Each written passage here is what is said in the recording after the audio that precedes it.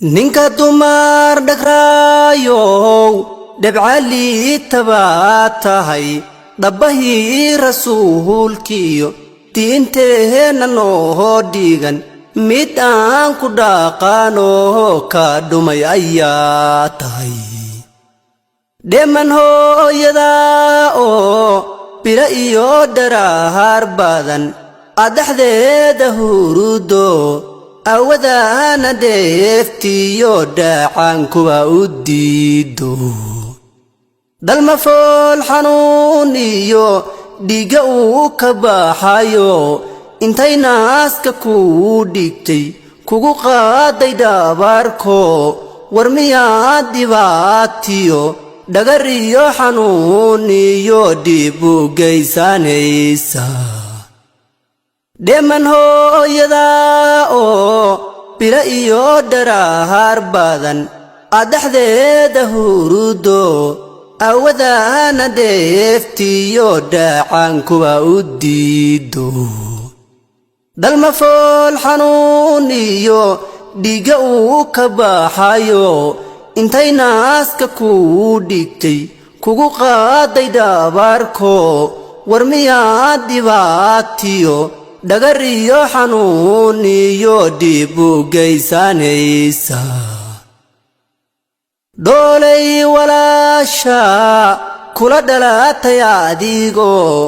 dhiigga aad wadaagtaan dhimbilaha kulaylkiyo dabka ku dhex joogto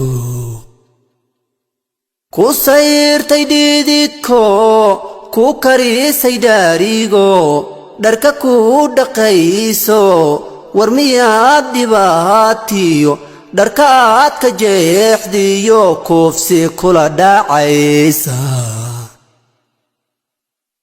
dhammaystii haweeno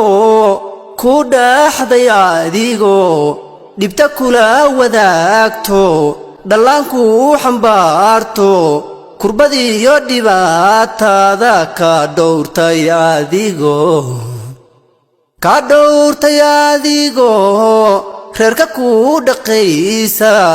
war miyaad dhibaatiyo xuma kula dhacaysa waa dheeman dumarkuye waa dhool aroorday waa dhibaaca roobkiyo dhulka oo barwaaqo dhugashada u rooni dhabba guusha loo maro dhabti waa haweenkey ninkay dhinacahayaan ma dareema dhiili waa dheeman dumarkuye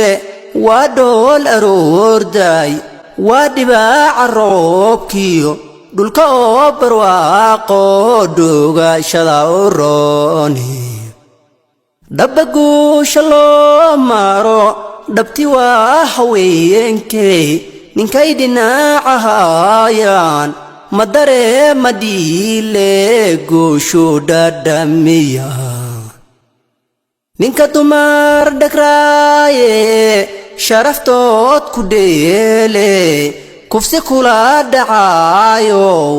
dhaadhan dhuglaawiyo midaan diinta loo dhigin cawaan dhohan baa tahay eraygan dhahayana dhalanteed hamoodiine biyo kama dhibcaan wey ambiyada dhambaal sida aadanuhu dhammaantood ambiyada dhambaal sida aadanuhu dhammaantood ayagaa dhaloo kori hala dhowra dumarkoo dhabti lagama maarmi ambiyada dhambaal sida aadanuhu dhammaantood ayagaa dhaloo kori hala dhowra dumarkoo dhabti lagama maarmi